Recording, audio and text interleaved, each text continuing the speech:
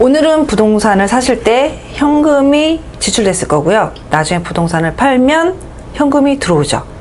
현금이 더 많이 들어왔으면 요만큼 세금을 내는 거고요. 현금이 적게 들어오면 손해보는 거죠. 마음은 아프지만 어쨌든 손해보게 됩니다. 그래서 저희가 현금, 처음에 부동산을 취득하면 현금이 나가는데, 이런 현금이 나간 부분에 대해서 어떻게 비용 처리가 되는지 부동산 임대업과 매매업이 조금 다릅니다. 그래서 이후에 설명드리도록 하겠습니다. 부동산 임대업부터 시작할게요. 일단 부동산 임대업은 저희가 부동산을 취득하면서 현금이 나가게 되고요. 이 현금이 10억이 나갔다고 가정할게요. 하지만 부동산은 취득가액이 10억, 저희가 취득가액이 10억이지만 실제 10억 다 주고 사진 않죠. 그 10억 중에 뭔가 은행에서 빌리면 대출금이 생기는 거고, 그 다음에 임차인한테 받으면 임차 보증금을 대신 대체하게 됩니다. 그럼 그 둘 중에 부동산 가액이 10억이고요. 그 다음에 보증금이 5억이면 순수하게 저희는 현금이 5억만 지출됩니다. 전체적으로 자산은 10억이지만 저희가 순 자산은 5억인 거죠. 5억인데 저희가 부동산 임대업 같은 경우에는 임대업을 하기 위해서 부동산을 산 거고요. 그 임대업을 하면서 저희가 월세를 받죠. 그 월세를 받기 위해서 부동산을 활용한다고 봅니다. 그래서 부동산을 활용하는 경우에는 유형자산이라는 비유동, 그러니까 고정되어 있는 어느 한 자산으로 저희가 세무상 처리를 하게 돼요. 지금 여기 예시에서는 10억짜리가 토지가 6억이고 건물이 4억입니다. 지금 제가 여기서 설명드리고 싶은 중요한 건 이 건물 부분인데요. 건물 부분은 저희가 사용하면서 계속 낡아지죠. 그러면서 가치가 떨어지고 있고요. 그 가치가 떨어지는 건물에 대해서 저희 세무서에서는, 국세청에서는 세법상 일정 금액을 인정해줘요. 비용으로 떨어진, 눈에 보이지 않는 가치가 떨어지는 부분에 대해서 비용 처리를 해주면서 손익이 달라지게 됩니다. 그게 부동산 임대업이 유형자산이라는 자산으로 잡히기 때문에 이 유형자산에 대해서 일부 비용 처리를 해주는 제도가 있고, 이런 부분에서 현금은 안 나가지만 비용 처리를 받으면서 경비를 인정받을 수 있습니다. 반면에 매매업은요, 부동산을 사서 저희가 바로 팔 목적으로 취득하게 됩니다. 근데 부동산을 사고 나서 저희가 1년 후에 팔 수도 있고 2년 후에 팔 수도 있고 3년 후에 팔 수도 있어요. 왜냐면 부동산 거래라는 건 저희가 임의적으로 할 수 없는 거기 때문에 가격이 맞아야 팔 수 있는 부분도 있고, 여러 가지 환경 변화에 따라 달라지기 때문에 부동산을 사서 파는 기간은 장기 있을지 모르지만 어쨌든 처음부터 목적이 나는 사서 내일 팔 거야 라는 목적으로 부동산을 취득하게 돼요.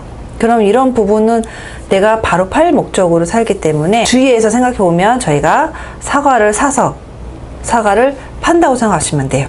그래서 그런 부동산은 재고자산이랑 계정가목에 잡히는 거고요.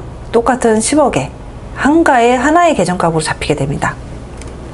아까 유형자산은 토지와 건물로 구분해서 유형자산이랑 계정과목에 잡히는 거고요. 부동산 매매업은 재고자산이나 계정과목으로 하나의 계정과목으로 잡히게 돼요.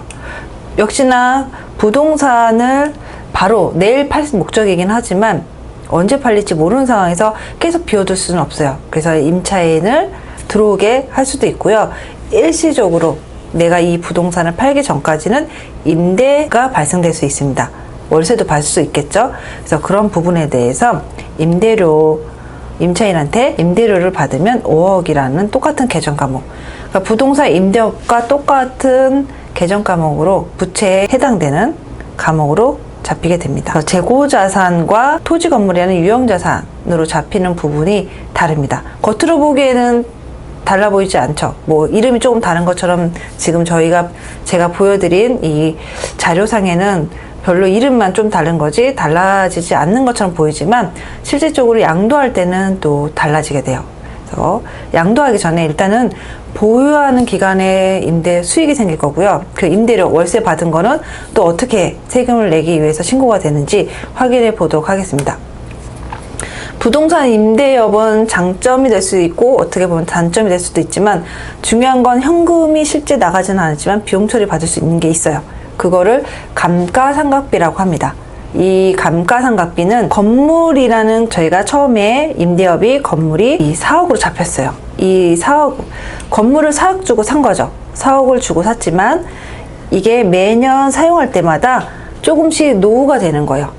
노후가 되는 부분에 대해서 현금이 실제 지출된 건 아니지만 세법에서, 그러니까 국세청에서는 그거를 비용으로 인정해주는 제도가 있습니다. 눈에 보이지 않는 노후화 정도를 비용으로 처리를 해주기 때문에 실제 월세를 이 예시상으로 보면 2천만 원을 받았는데요.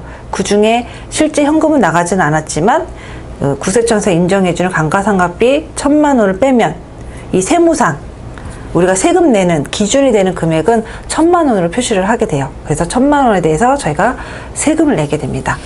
그래서 감가상각비는 금액을 저희가 막 조정을 할 수도 있고 아닐 수도 있어요. 또 할 수도 있고 아닐 수도 있는데 기본적인 설명을 드리면 뭐 20년짜리 감가상각을 할 수 있는 부분이 있고요. 40년짜리가 있습니다.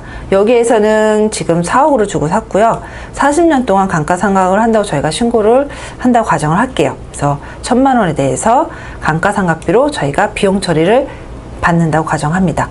그럼 실제적으로 돈은 2천만 원 들어왔고 감가상각비라는 계정 과목을 활용해서 비용 처리 받고 그 차익인 1,000만 원에 대해서만 세금을 내는 반면에 부동산 매매업은 실제 돈이 들어온 2천만 원 모두가 이익으로 잡히게 되고 그 2천만 원을 기준으로 세금 계산을 하게 됩니다. 부동산 매매업은 팔기 위해서 산 부동산이긴 하지만 팔기 전까지는 임대 수익이 발생되고 임대 수익이 발생되는 기간 동안에는 부동산 임대업과 부동산 매매업이 좀 차이가 나게 됩니다. 그럼 부동산 임대업과 부동산 매매업 언젠가는 부동산을 처분하게 될 거예요. 처분하게 됐을 때 이제 저희가 이익이 발생되겠죠. 그래서 저희가 10억 주고 샀지만 그거보다 더 많은 돈을 받고 팔게 되면 이익이 생기는 거고요. 그 이익에 대해서 세금을 내야 되는데 임대업과 매매업이 좀 달라요. 그래서 임대업 같은 경우에는 아까 말씀드린 것처럼 감가상각이라는 계정 과목을 활용해서 임대 기간 동안 매년 2천만 원 수익이 발생된 부분에서 비용 처리 받았던 부분을 지금 5천만 원이라고 가정을 할게요. 5천만 원이라고 가정을 할 거고요. 지금 10억에 사서 12억에 팔았다고 가정할게요. 그럼 10억에 사서 10억에 팔아서 현금이 2억이 생겼습니다. 우리 주머니에 들어오는 건 2억이에요. 2억입니다. 2억이지만 나중에 이 팔기 전까지 감가상각이라는 비용 처리 받은 부분을 반영을 해주게끔 되어 있어요. 실제 돈이 지출되지 않은 부분에 대해서 비용 처리 받았기 때문에 팔 때는 반대의 영향을 미치게 됩니다. 그럼 저희가 10억 주고 샀지만 10억 주고 산 금액에서 5천만 원을 감가상각비로 활용했고요. 그럼 10억에서 5천을 뺀 9억 5천만 원 9억 5천만 원이 비용 처리 되는 거라고 생각하시면 돼요.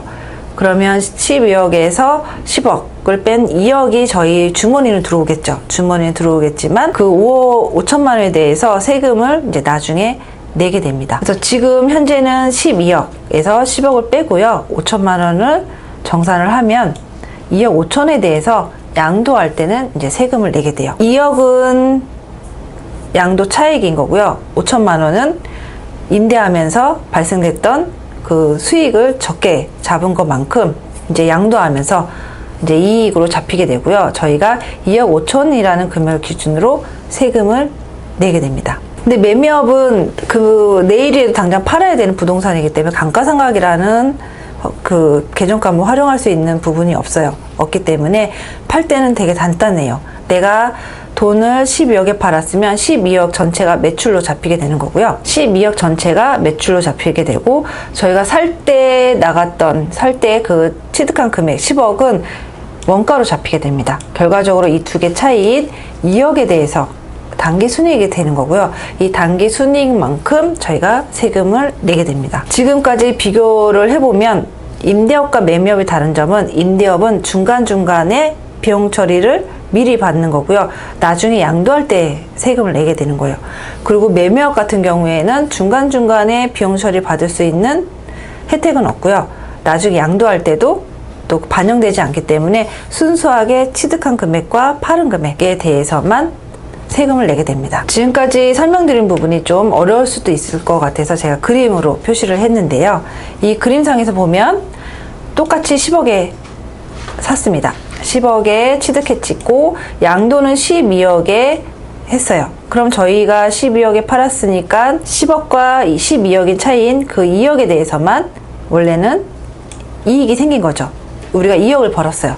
2억을 벌었는데 부동산 임대업 같은 경우에는 중간에 임대하는 기간 동안 감가상각비를 활용하는 경우가 있고요. 그 감가상각비로 비용 처리를 미리 받은 부분은 나중에 양도할 때 이 전체 기간에 대해서, 전체 부분에 대해서 세금을 내게 돼요.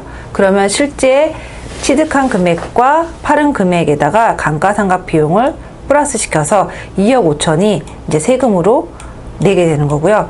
매매업은 감가상각이라는 제도를 활용할 수 없기 때문에 12억과 10억에 대한 차익, 2억에 대해서만 세금을 내게 됩니다. 결과적으로 세금 내는 거는 전체적으로 똑같아요. 전체적으로 임대하는 기간 동안 세금을 적게 내냐, 아니면 양도할 때 적게 내냐 라는 부분입니다. 그래서 똑같은 부동산이어도 부동산으로서 비용 처리 받는 부분이 임대업은 중간중간에 받을 수 있고요. 매매업은 받을 수 없고 나중에 팔 때 한꺼번에 이제 비용 처리를 받게 됩니다. 그래서 어떻게 보면 부동산 임대업이 유리할 수도 있고 어떻게 보면 매매업이 유리할 수 있는데 이 두 부분은 개별적으로 판단할 수 있는 게 아니라 저희가 임대업을 하고 있는 이 부동산 소유하고 있는 부분이 종합소득세 신고를 하는 부분이고요. 종합소득세 신고하는 분에 대해서 이 상황에 따라 다 달라요. 그래서 앞으로 부동산 임대업을 하면서 내가 감가상각비를 비용처리 받을지 아니면 안 받을지 이가 되게 중요한 관건이 되는 거고요. 이런 부분에 대해서 다음 시간에 어떻게 다른지 그 세금 효과에 대해서 좀 설명드리도록 하겠습니다. 이상 누조이 세무에게 배미영 세무사였습니다. 감사합니다.